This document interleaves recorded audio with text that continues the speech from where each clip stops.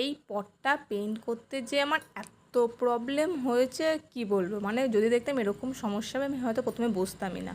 তো আমি ভাবলাম চলো, প্রথম দিন তো তোমরা দেখলে ভিডিওতে যে আমি প্রথমে একটা হোয়াইট কালার কোটিং করে শুকিয়ে নিয়েছিলাম। তারপর ভাবলাম চলো আমার কাছে যা যা কালার আছে আমি একটা বহু পেইন্ট করি। তো সেই মতো প্রথমে ডার্ক পিঙ্ক কালারটা দিয়ে করে নিয়েছিলাম, তারপরে গ্রিন কালার দিচ্ছিলাম।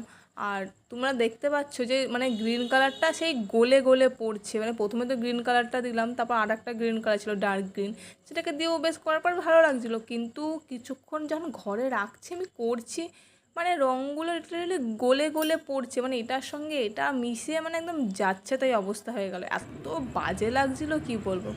তারপর কি করব, অগত্যা আমাকে সব কালারগুলো একসাথে ব্লেন্ড করে মোটামুটি একটা এরকম স্ট্রাকচারে এনেছিলাম। তারপরও সেই আশপাশে একটু চিহ্ন রয়ে যাচ্ছিলো, কারণ সারা পটটা যেহেতু ছড়িয়ে গেছিলো।